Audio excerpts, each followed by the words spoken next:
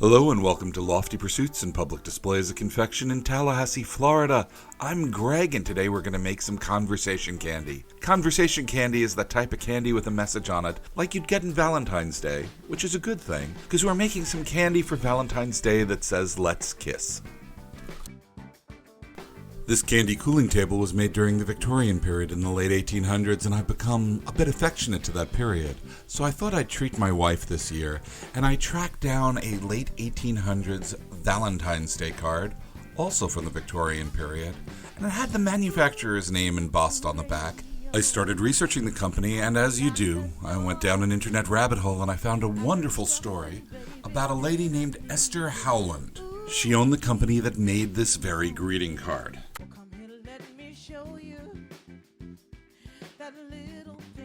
I already flavored this candy before I poured it on the table, and I flavored it with black currant. And if you're not familiar with this wonderful flavor, we have a video dedicated to it by itself you can look up.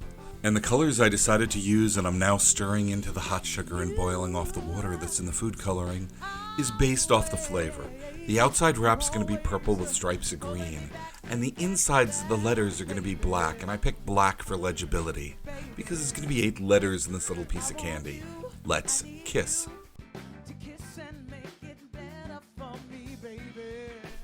Unfortunately, the black currant flavor that we added isn't complete. It doesn't have its sour component, and black currant's a fairly sour flavor. So we're going to add the sour component by using this citric acid. This white powder is pure citric acid, and when we pull it into the candy a little later, it will evenly add the sour back to the candy.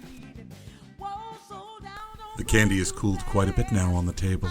It's actually quite cold where the candy touches the bottom and on the bars.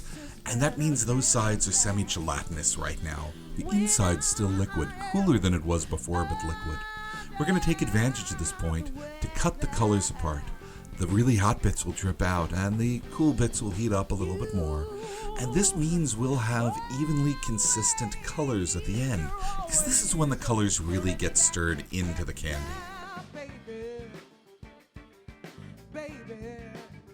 While we're not sure which St. Valentine's this holiday really celebrates, as there are actually 2 St. Valentines, both with the feast day on February 14th. We do know the 14th is associated with romance because of Lupercalia, a Roman holiday that happened on that day. There was a holiday for fertility. We know by at least 1382 the holiday was seen as a romantic holiday. We know this because Chaucer wrote in his poem Parliament of Fools a line about Valentine's Day in a romantic context.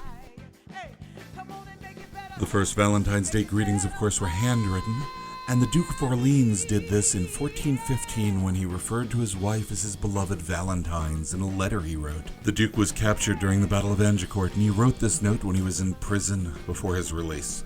This Valentine's Day story has always made me a little sad. You see, the Duke wasn't released for another 25 years, and the poem remained in England. I doubt his wife ever got to see it. The first commercial Valentine's card was printed in England in 1797. And it wasn't very popular back then, but within 20 years, they were selling over 200,000 cards a year. A lot of this had to do with the mechanization of printing with the Industrial Revolution, as well as a special mail program that let you mail cards for just a penny in England, which increased, of course, the popularity of mailing cards. And this is where the United States comes in, where pre-made cards are sent from England and France for sale in the United States. There are none made domestically in the 1820s.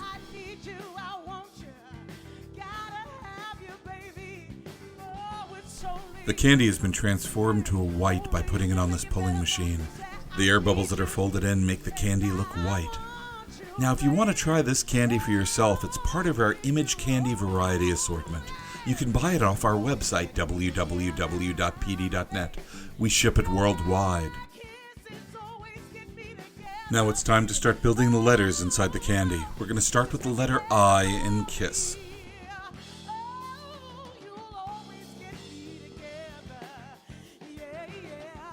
And this is where Esther Howland came in. She graduated from college in 1847, and she saw her first Valentine's Day card that was given to her upon graduation. She was fascinated with it. Hers came from France. It was expensive, it was lush, it had lace and bright-colored printing, And she had an advantage here looking at it. She grew up in a print shop. Her father was a printer. She saw this card not in a romantic sense, but through the eyes of a businesswoman, and she realized there was a business opportunity to be had, and she started the New England Valentines Company.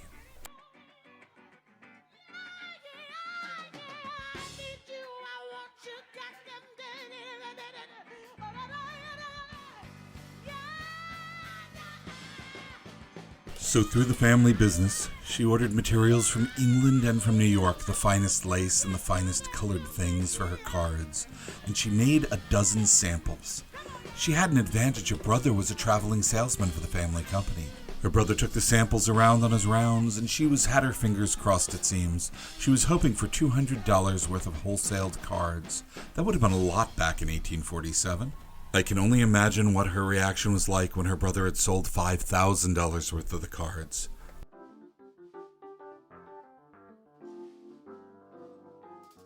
It seems that her brother did the sales, her father did the printing, but she was in charge. She started by making the cards in her own house, and she expanded by bringing in other women, and this is an important point. Everyone she hired from this point out seems to have been a woman. All the manufacturing was done by employed women, and in the 1840s, once again, this was an unusual thing. She rapidly built her business, and by 1850 she was running ads in newspapers and magazines around the country, advertising her cards for purchase. Turn up the radio. I will lock the door. I've been scuffling, baby, and I need you. Ooh, maybe you didn't know, yeah. Her early cards contained 4-line verses in them, although she expanded that over time.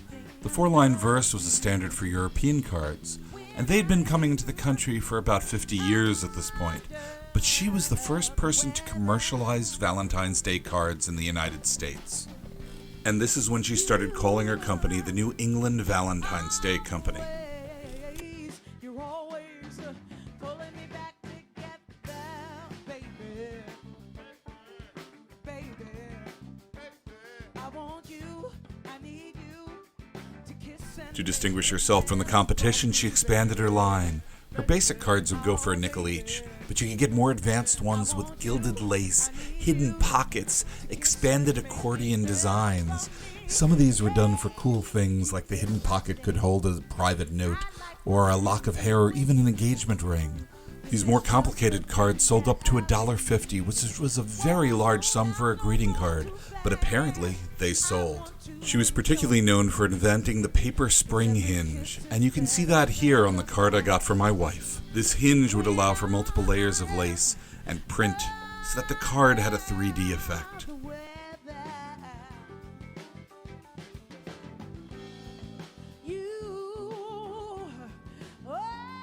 In 1866, she got an injury that forced her to be confined to a wheelchair, but this didn't stop her. She just started running her business out of her house, and she continued to expand the business. One of the things she did was she created books of verses. She did this so that if you found a card you liked, you could match it with a verse that's appropriate, not necessarily the one the card originally shipped with. And this further increased sales. She sold her business and retired a very successful business person. She became known as the mother of the American greeting card. She was one of the first successful businesswomen in New England, and many of her inventions that she made for these greeting cards are still being used in business today. Not a bad legacy and a very cool way to change the world.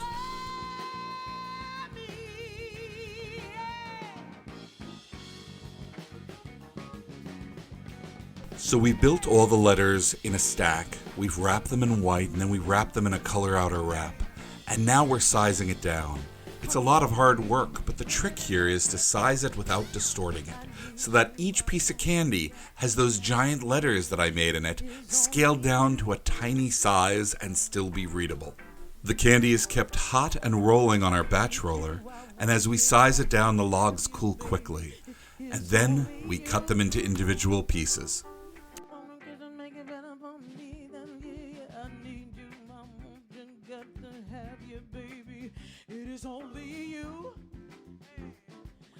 If you want to try this or any of our other candies for yourself, please go to www.pd.net.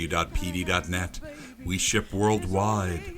If you're interested and you're enjoying these stories, you can also follow our podcast.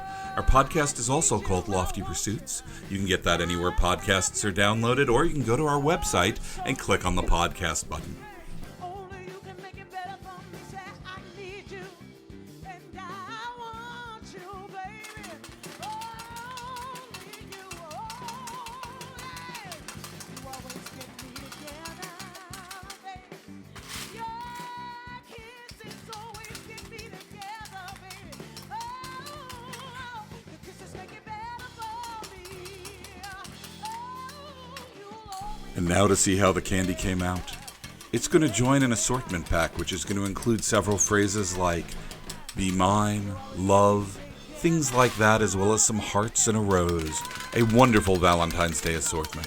And this Image Candy Valentine's Variety Assortment and other Valentine's Day assortments are available on our website for purchase right now. Thank you for watching, I really appreciate it. It's always fun seeing that we put smiles on other people's faces with these videos. If you want to, please subscribe to us here on YouTube and click the alerts button. That'll let you know whenever we come out with a new video. We try to do this regularly. We also do updates on Instagram, Facebook, and Twitter. And of course, we'd like to thank our Patreon subscribers for making things like this possible. And if you want to join, go over to Patreon and look us up. It'll give you all the information. Thank you again for watching, and we'll see you in the next video.